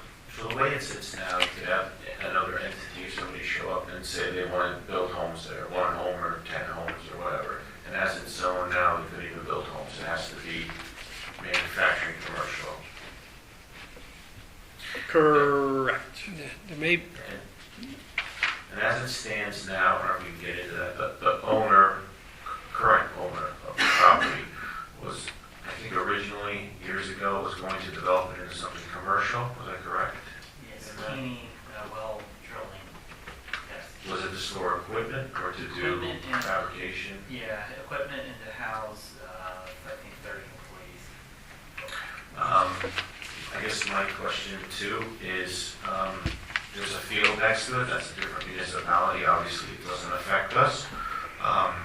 But was there, we're not discussing the project, but just mindset type to understand, was there thoughts of potentially in the future expanding your potential project? Or was there conversations with those other municipalities next to us? So no, there haven't been any, and like we were trying to get through the equitable owner and the engineer, the topography of the land is telling us where the development can go. If we exceed out of that footprint that you saw on the site plan, it becomes unreasonable to deal with. And we want, and I appreciate the solicitor's comments, but we wanted to show you what we had in mind in presenting this request. So it wasn't, well, what are you guys going to do? That you saw it up front and that it was there for everybody to see and get a glimpse as to what we were considering for this project. Personally, I think R3 is less impactful than MC. That's just my personal feelings on that. And I've never been up there. I've heard stories that it's a very beautiful parcel of land, but you can't look at it because it's private property. So I look at it from Google Maps, and that's just my own personal feelings. As Pat alluded to, when we went through the NASCOG plan and we got into all the districts or the 10 other municipalities, you have to provide certain zoning districts in every municipality, so there's no discrimination or anything like that. So you have to make sure you would meet the requirements, council of MC districts, R3 districts, R2, all that stuff. Yeah, I mean, I personally don't care about, I should say don't care, but I don't mind about exploring that, but that's just me and majority rules. So. And that would go to what, planning would have to discuss it, and it's not just it could go, yeah, you can say, hey, we're interested, let planning review it and provide their recommendations. You could, there's nothing preventing a zoning map amendment starting with council, and council can prepare the ordinance and submit it to the Borough Planning Commission for review as well. You could go either way. There's an avenue both ways in the MPC as to how you'd like to move forward. But if council really would like to hear from the borough's planning commission first and hear their thoughts and recommendations on this, that's probably the way you would want to go. You'd say, okay, we're okay with it taking the next step, but we want to hear from our planning commission, put it on their agenda, let them talk through it, and we want to see a recommendation from them. would you recommend a sketch plan application to go with the zoning change to better elaborate what they're proposing? Yeah, I mean, there's nothing wrong with that. With the understanding is in the planning commission, the solicitor for the planning commission will know that they're not reviewing that, so to speak, land development or sketch plan. They're really looking at it from a planning perspective of the proposed rezoning. Because sometimes, what I always get worried about, and I always advise my client, none of my clients have gotten burned before, but sometimes you get worried that someone comes in and says, hey, we want you to change it to this district because we're thinking about doing this. And then maybe they change it to the district, but always be aware when you change it to that district, you open it up to all those uses in that district. Now, this is different because it's going from MC to R3, so I don't think that concern is quite there. If you were going from R3 to MC, then the concern would definitely be there because there are a lot of uses in that MC that may not be something that makes sense for that parcel. And that was my concern. Going in that direction is a little bit easier for me to comprehend than the other way around. So to answer Ron's question, yeah, I mean, a sketch plan, to the extent that doesn't qualify as a sketch plan, something to help the PCC maybe, what's the saying? The woods through the trees or the trees through the woods, to better see what's being proposed at the end of the road. Yeah. Well, one thing that I mean, if we get changed to R3, it would seem to make sense to make everything on that north side of homes that are there, MC, that doesn't make any sense. Either existing non-conforming uses, somebody goes for a building permit, it would only make sense to, if you're gonna change it, and that way it's all connected together, so you wouldn't have an oddball use in front of that, so just tell you what's. No, and it's a good point, Darren. This is what's currently proposed. We just haven't gotten there yet. But it's cleaning all that up. It would be all R3. CN. It would be CN. Okay. Okay. But it just, that hasn't come to council. Okay, but right now it's MC, so that, yeah, it just didn't seem to make sense having those homes in MC. Yeah, what Darren's saying, having residential homes that are manufactured. The existing I homes are already said, unaffected, and part of the reason for updating the zoning map is that Because there are homes right now. the homes on the north side of Main Street were inadvertently, that map is incorrect to the intention that we were told was the idea of the borough at the time. They were supposed to be in the CN. Okay. And the last time it got updated, it was in error. Now, can I touch on a somewhat touchy subject in regards to MC districts? A little panic at me. But, and this is, you know, it's time to discuss this, but you can't discriminate under certain businesses that want to move in or develop a building or anything like that. So years ago, we had a discussion about adult entertainment districts, because you have to provide that. So my personal concern is I don't like that center of town as a landmark. Manufacturing commercial district, that's what that falls under. So that wasn't on the list you read off, so. Yes, the MC? Was it? No, It said adult entertainment. Yeah, the MC, We all have to make a living, I'm not judging, I'm just saying that that needs to sometimes be taken into Yeah. consideration. I thought I heard that. they were, so it is permitted, that type of use is permitted in the MC as a special exception, which means it would go to the zoning hearing board for review. Right. So if you look at the layout of the borough, and you look at what's can happen in all those different colors, yellow right now could provide for such a endeavor, let's say. So just something to keep in mind. Sorry, it reminded me of a conversation like 4 or 5 years ago up here. They changed it, so. So, I can't make any motions, as you know, but I'm all. Does this even require a motion, or? I think number one, they're looking for direction. They want to know if council is even interested in considering a rezoning. If you are, you could make a motion to refer this, if you want the planning commission to weigh in on it first and provide you with a recommendation, you can make a motion to refer this to the planning commission, the borough planning commission, to review and provide comment and a recommendation before you proceed with any type of a rezoning ordinance. Can I ask a question to them of their proposed idea? No. Sure. Okay.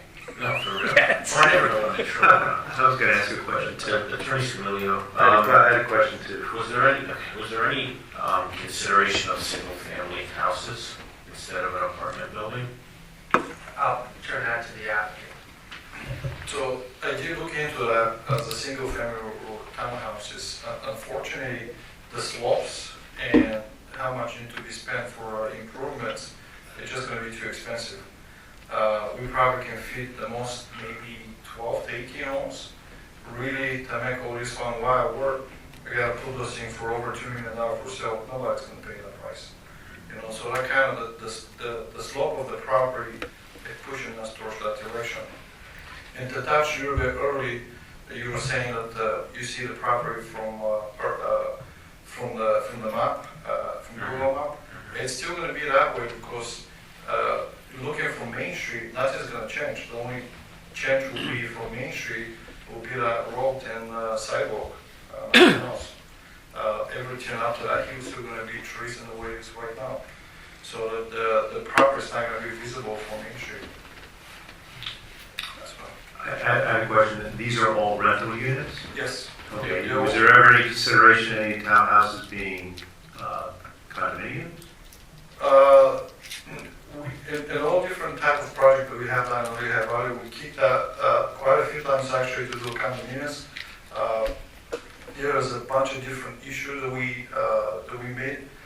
One is through financing, and financing meaning not too many banks wants to lend when the property is first brought to the market and a single person owns majority of the property.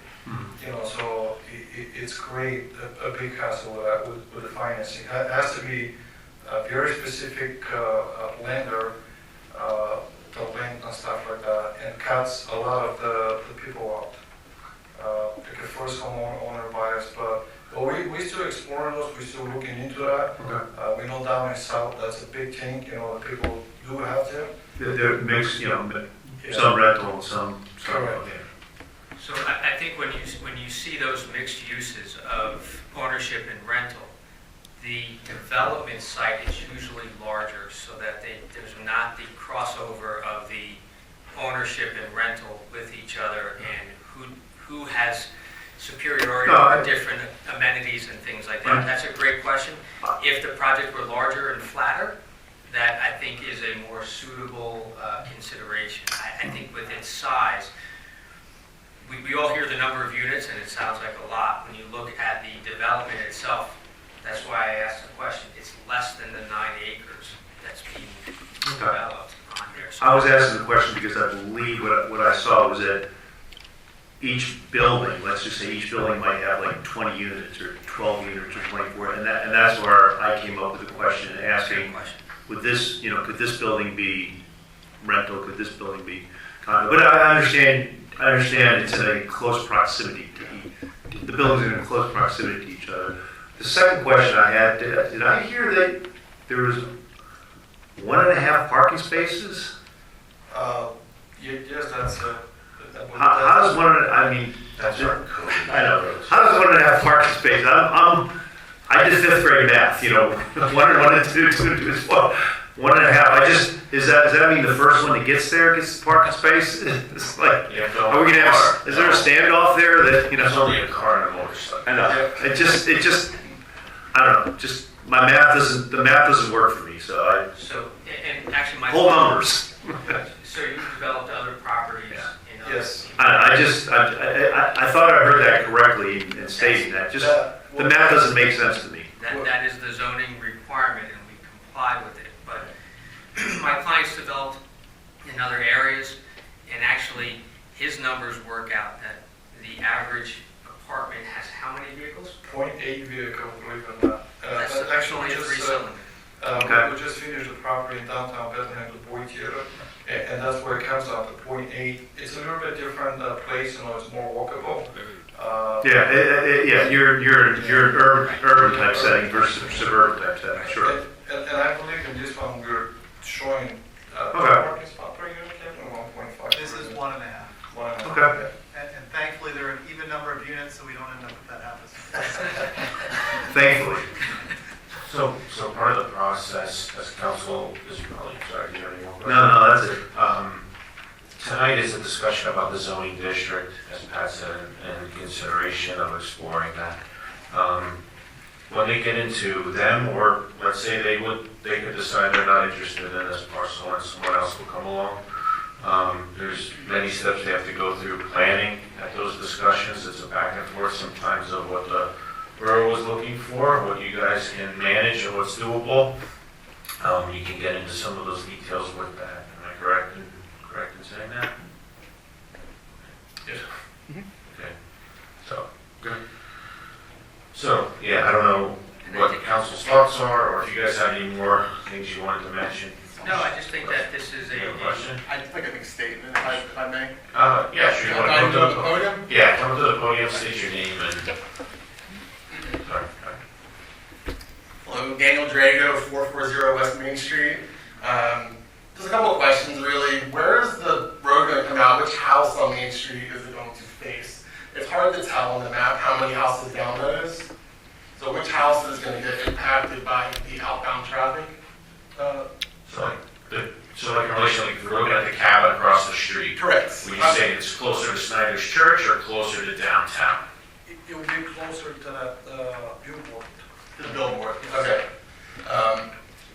The other question is more of a question.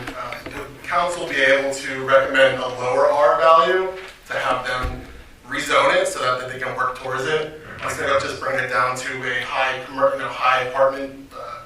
Identity, Right. Thank you. So. Yeah, I mean, I don't know those protocols of how that. Yeah, so in reviewing it, the planning commission may make that recommendation, council may consider that, but it is your zoning map, it's the borough's zoning map. So to the extent that you don't think R3 fits, maybe R2, or maybe there is a different district that That fits. would be my question, like what's the difference? How many apartments can you have with R3 versus R2 versus R1? Right. How does that work? That's a good question. Yeah, and that's how it goes, like I said, it goes to the other authorities in the borough, planning, look at it. They, with engineering, will look at their findings and their recommendations to council, and the council would go with that or go in a different direction.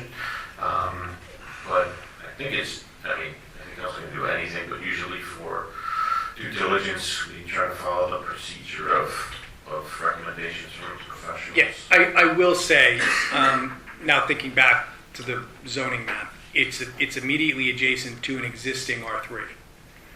So if, and the yellow is MC, the green is what? R1. So you got to be cognizant of that. You don't want to create an island. And so I guess the options would be keeping it MC, maybe R3, or maybe I'd have to, but I'm just spitballing just by looking at the. Be vetted through the process. Yeah, we'd have to look through that, but the idea of spot zone, you don't want to create an island. So if there is an R2 is not something, just sitting here shooting from the hip, that's something that doesn't make sense there. So like the R2 below that little blue square, that's kind of an island. Yeah, I don't want to get into a comprehensive review of your All right, so, sorry, any more I'd questions? be interested in I found your storage location, by the way. Right. Using our storage. Sorry, go ahead. No, I would be interested in seeing this go further, but I'd like to see it go to the planning commission and see what happens from there, and then we can make our decision. With more information. Yeah, I'd like more information to digest my decision personally. I agree with that. So, I think that's a good choice. do we need to make a motion then to send this to planning for review, or what's your recommendations there, Pat? This is a bit, but you're on our team, so. I'm sorry. No, I said next steps, if council wants to have planning review it, do we have to make a motion or anything like that? Yeah, I think if council wants to forward this on to the planning commission to review, a motion would be appropriate to forward it on to them. It is an action item on your agenda, correct? Yeah, it is. So I wouldn't mind knocking it out now, if council wants to, then that's one less thing on the agenda later on. And just to answer the gentleman's question, the R2 district does not allow for apartments or townhomes as a permitted use. Only single-family and two-family detached twins. Okay. Thank you.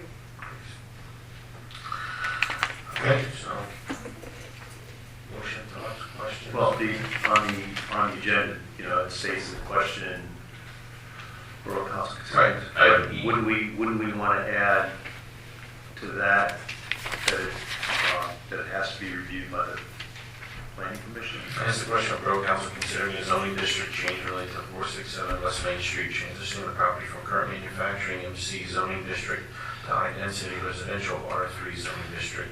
And I think you can tack on there as reviewed by engineering. Yeah, the motion would be to forward it down to the Borough Planning Commission for review at one of their future meetings, with the understanding that the applicant will provide maybe more of a sketch plan for the Planning Commission to review concurrently. Okay, I'd make the motion to what you just said. Are we okay we're okay jumping to that? Yeah, because he said let's not jump to the motions and action items. So there's a motion made by Manny. A second from anyone? I'll second. I think Katie.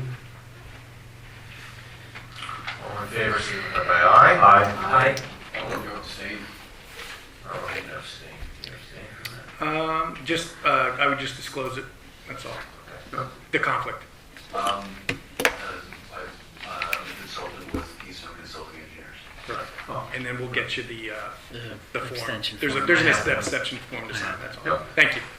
All right, thanks, Aaron. So, all in favor of aye, with everybody but one, all opposed, and one abstention. So is that 6 yeas, 1 abstention? Motion carries.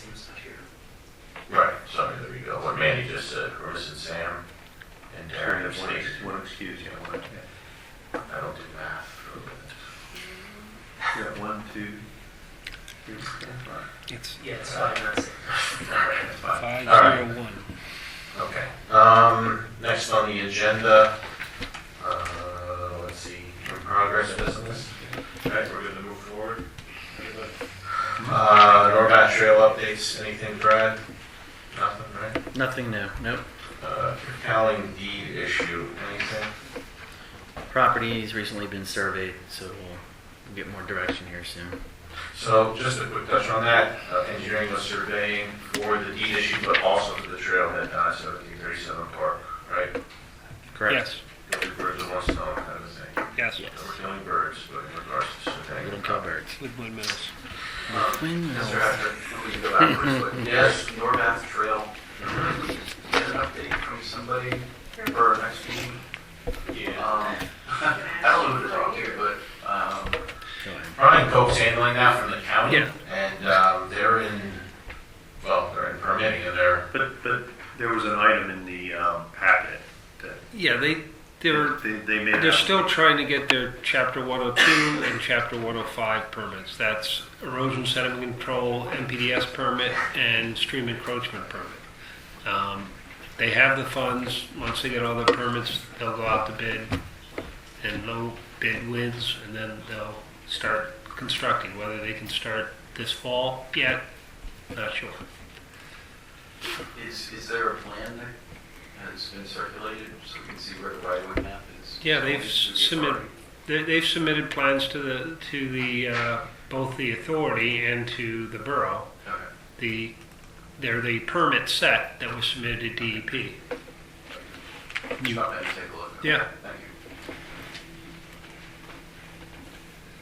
you.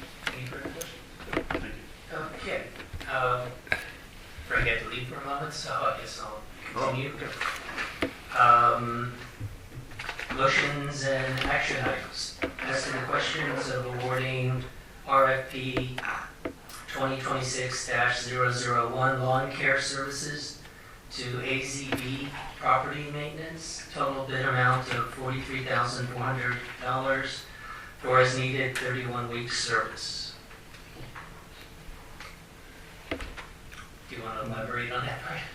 Yes, this is the landscaping for the borough's park system, and this AZB is formerly Perfection Landscaping that we had years, what was it, 2 years ago? Zach, yeah. Zach Bittner, yep. And that amount, the $43,400, is in the event that we go through all 31 service weeks. So there are controls there. There could be, if you have a dry season, there might not be as many cuts. We're going to probably strike out Moxie Creek Park because of the ongoing construction. So your maximum should be $43,400 on the season. I'll make a motion to approve that. Yeah, I'll second the motion. Okay, we have a motion by Darren, second by Jim. All those in favor signify by saying aye. Aye. Aye. Opposed? Motion carries. That's 4-0. As to the question of the Borough Council acknowledging the Bath Fire Department 2026 list of events for the proposals for workers' comp. You have that in your packet. Is there a motion to accept that? Before we make a motion, there should be one change there. They still using the name Spuds and Sons, so should change that to Bath Blooms, Brews, and Barbecue. I saw it. I can't find the page right now. It's the item 5 of their what page? firefighters What page event. is It that looks on? like 56 of 114. 56, there you go. There you go, yeah. Oh, I had it right So that's on number, We would just note that that would be. yeah, so you'd say, yeah, just note on there, you can note the date as May 2nd. Okay, And at 1 o'clock till 6 p.m. perfect. Okay, thank you. Okay, so is there a motion to accept that with the name changes? Motion. Motion by Jim, is there a second? I'll second. Second by Katie. All those in favor signify by saying aye. Aye. Aye. Opposed? Motion carries. It's all yours. All right, item C, ask the question of authorizing the Borough Manager to fill the position of Administrative Coordinator in accordance with Manager Flint's memorandum of the Borough Council dated April 7, 2026, and authorizing the placement fee issued to Robert Half Talent Solutions in the amount of $8,873.28. Motion. Motion by Jim. Second. Second by Manny. All in favor, signify by aye. Aye. All opposed? Ayes have it, motion carries. Item D, asks the question of authorizing the Borough Manager to engage with Bioletics, AI-based roadway management system based on Manager Flynn's memorandum, to the BFA Committee dated March 17, 2026. Funding for subscription services to be provided by the Borough's Liquid Fuels Fund in the amount of $6,058.20. Motion. Motion by Manny, I'll second. second by Darren. Any questions or comments? Hearing none, all in favor, signify by aye. Aye. All opposed? Ayes have it, motion carries. Item E, we went over. Item F, as to the question of authorizing the Borough Manager to execute an agreement with Golden Equipment for the parts, labor, and repair of the Borough's 2015 Timco Street Sweeper, as outlined in Golden Equipment Company, Inc.'s Estimate 6223, dated March 27, 2026. Funding of repairs requested through Bath Borough Stormwater Authority in the amount of $29,280.36. Questions on this? Do you really understand what it means? Brad, do you want to do a little synopsis? Yes, that our street sweeper had some pretty significant internal damage from extensive use over the years. We've had the unit since 2015, and Golden Equipment came out and inspected the equipment. We had an issue with suction. The unit wasn't picking up debris as good as we thought it would. We found out why, and it needs some parts and labor in the amount of $29,280.36. The authorization, I guess we're looking for, one, to get the quote signed so we can get parts ordered. But then I guess the second part of this is, can the Stormwater Authority assist in covering the expenses? But should they not cover the expenses, will Borough Council still authorize that amount to be spent on the street sweeper? So we need a street sweeper. We do. I'd like to do one. How much does that cost? Yeah, $300,000 to $400,000. Manny, do you want to give the borough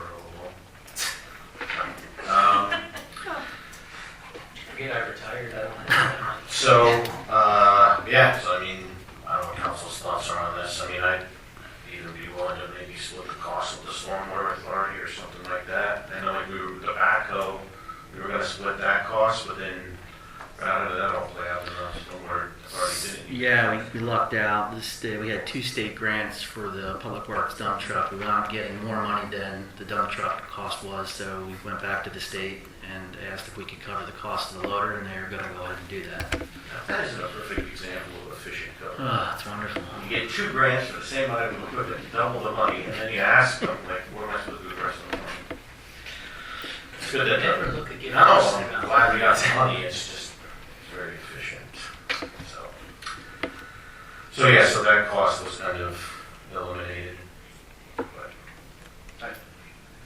I'd like to make a motion that we authorize Golden Equipment Company to do the repairs as stated in the items here. What happens if I think that company is so then that would, that repair would completely go into the borough, or is that the borough or the stormwater? No, we would bring that approve that now. You guys have to have your meeting later this month and decide what you want to do. But in any regard, Darren saying sign the work orders, we can get it addressed. Correct. Motion. Now's the time to sweep the streets. So it's nice that Darren offered to use a broom and a dustpan. I do it on my block. Right, I mean, so he wants to expand that. So I thought that was very thoughtful of a good council member. I have a motion on the... Second. From Darren, a second from Annie. All the questions or comments, now will be your time. Hearing none, all in favor, signify by aye. Aye. All opposed? Ayes have it. Motion carries. Brad, I believe, just for public disclosure, in the meantime, to last fix, you have hired an outside firm to occasionally sweep the streets, correct? Yes, that's correct. We just one time so far, that's Martin Street Sweeping. So if you see Martin Street Sweeper out there, paying them, they're not just showing up to... Correct. And we didn't buy a new $300,000 streets. That's right. Just a quick question, Brad. Do you know, does Martin do repairs on street sweepers? Or? We could ask, I don't think they're geared for that type of service. They're primarily just doing the street sweeping. Providing the service. Yes, correct. Thank you. All right, item G, as to the question of Borough Council's consideration of an updated Borough Manager MOU. This would be our employment agreement with Manager Flynn. Motion? Okay, motion by Jim, Second. second by Manny. All in favor, signify by aye. Aye. All opposed? Ayes have it, motion carries. H, as to the question of Borough Council's consideration of a petition to cancel a portion of unopened Wolf Street. Pat, do you want to have Brad touch on this a little bit? Sure. So you received a petition to vacate a portion of unopened Wolf Street. The Borough Code provides for process associated with it. If council wanted to vacate a street, you have to do it by ordinance. It involves notifying all the property owners that have access or frontage on that portion of the street. They have the ability to challenge, attend a hearing. But this one is initiated by petition. So pursuant to the Borough Code, by way of a response to the petition, it's appropriate to schedule a hearing associated with their petition. I have not talked to the attorney that submitted the written correspondence to the borough yet. If council has any questions of me at this time, let me know. I suspect after we schedule the hearing, I'm thinking it'll probably be at the next council meeting. Ron and I will probably look a little closer as to the portion of the road proposed to be vacated, see what, if any, public utilities or borough facilities are located within the area, and make a determination as to whether or not we think it's appropriate to be vacated. But at this point, you did receive a petition, a written petition, so it would be appropriate to schedule a hearing pursuant to the code. And then in the interim, I suspect you'll authorize Ron and I to kind of look into it to see what concerns we may have. I think Attorney Kratz, before he finished his term, did do an extensive review. I was able just before tonight's meeting to find a July 9th, 2025 email that's several pages long, and it had a lot of attachments. So obviously there's some homework that's already been done by Attorney Kratz that we can review in preparation for the hearing. So this would be removed from Attorney Kratz's purview and now fall under Solicitor Armstrong. That's fine. They can come this way. Yeah. Mm-hmm. Yeah, that's fine. Okay. Questions, motions, comments? So then we don't need motion for the engineer and the solicitor to, or we do?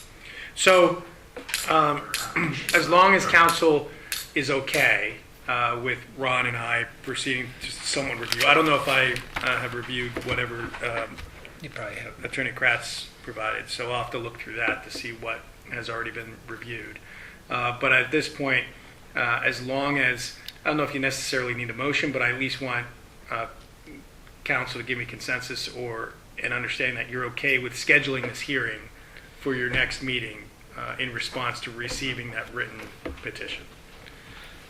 And I will say there's It no could be ti- postponed too. Yeah, and I will say, there's no time frame in the Borough Code requiring us to holding the hearing. So if you want to wait for Ron and I to review it and maybe for me to reach out to the attorney that submitted the request, we can do that. There's no time frame for you to hold this hearing. It just the code just says, in response to the petition, you got to hold a hearing. It doesn't say hold a hearing within X number of days.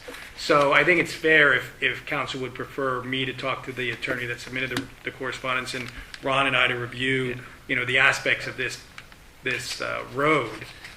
We can do that. I feel more comfortable with that. That's Than fine. all of the information. Yep. Perfect. Yeah, we get this cleaned up. This has been lingering for a couple of years now. Yeah, I'd like to get this behind us. I know the gentleman that owns the property would like to get it behind him as well. I think that. So authorizing me to move it forward. Yes. So I have heard that it's a project that's been kind of around for a while, but the petition, the written request, just came in March of 2026. At least the one that I looked at, the one in the packet. So their petition requesting this in writing, at least the most recent one, is just from March 2026. But I have heard the same thing, that this has been something that's. Staff level, yes, it has been. It's quite complicated. Yeah. All right, so I heard some movement from the Darren, but I don't think he wants to make a motion. Are we motioning? At this, It's just yeah, just consensus. table. What I'm gathering is we're kind of just not scheduling a hearing for your May meeting. We're going to hold off until I have a conversation with the Property Owners Council and Ron and I kind of look into this a little bit more. Yes. Yes. Okay? So no vote, no. No. All right. Item I, asks the question of authorizing Colliers Engineering Design to perform a traffic signal warrant analysis in the amount of $3,000 per engineer Madison's February 4th, 2026 proposal number BOB0001P. So this was like a multi-level thing, but that's what we're picking up. This is a traffic signal warrant analysis for Northampton and Broad Street. Right. That you would. We were going to tack some stuff onto it, but now we're just segmenting this out. Correct. Yeah, That we were- was my email today, okay. We requested to do a proposal for traffic calming for Broad Street. Yes. And then after that first initial request, in the process of drafting the proposal, we were also asked to look at a flashing signal at Northampton and Broad Street. Yep. And now you only want to do the warrant analysis at Northampton Street and Broad Street. All that is a traffic count analysis and memo report to you whether or not it meets PennDOT warrants. That's where it ends. If it meets warrants and you want to move forward with a signal project, that's a whole nother can of worms. Right. But there's a chance that it doesn't meet warrants and then it ends. I think we want to start somewhere. I think we have to find out, does it meet warrants or does it not meet warrants? Right. I'll make that motion. Second. I agree with that it needs to be looked at. I just question, is now the time to do it? I know when I come from Newburgh, come out Main Street, I cut up Raleigh to get under 240 to come down. So there's more traffic, I think, that's going to be put on there that isn't normally on there. That's my only question is, That's a good thing. It makes it more likely that it meets PennDOT's. well, but if it's not needed, it's not needed. We're going to spend $3,000 and do a study that's not real. Well, if you look People are at the using number that of as a shortcut. accidents that have taken place over the last few years, it's triple what has taken place over the last 15 years. So it's definitely needed. Something's needed. People do race there. I agree with you. Susan, I'm sure you can attest to that. What's that? People driving fast at Broad Street. But again, is just my opinion, just throwing it out there, is now the time to do it because of construction that's going on and people are finding other ways through town to get there where they need to go. We do it now or hold off till spring of next year to do it. Just my 2 cents.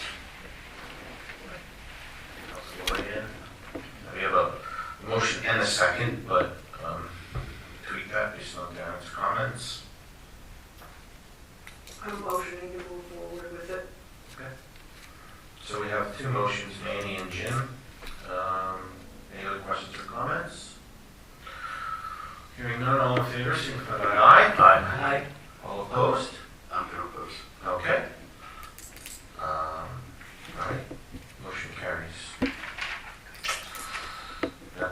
Yes. All right. J, ask the question of ratifying authorization of the borough's administration to transfer $250,000 from the borough's tax account to the borough's general fund to pay bills. This is a normal routine procedure. Motion. Motion by Manny, Second. second by Jim. Any questions or comments? Hearing none, all in favor signify by aye. Aye. All opposed? Ayes have it, motion carries. Resolution 2026 dash. Bless you. Bless I'd like to make a motion to bless Ron. Second. All in favor? Aye. All opposed? Ayes have it. Bless you, Ron. Thank you, council. Resolution 2026-008, disposition of records. So this would be stuff that's... It's our yearly Age. administrative correct. Yeah. Yep.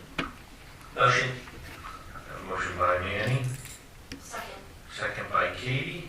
Any questions or comments? Hearing none, all in favor, signify by aye. Aye. Aye. Opposed? Ayes have it. So much more room in the store. Somebody's running around. We'll be doing signing Oh, boy. if anything before it goes to the shredder, so get your photo up. Ordinances 17 of 22, ordinance 2026-743, an ordinance amending section 625-34.G.1 of the Borough of Bath Code of Ordinances by removing 226 East Northampton Street from the list of designated handicap parking spaces. This will be up for adoption as it was advertised last month. Make a motion to approve the ordinance.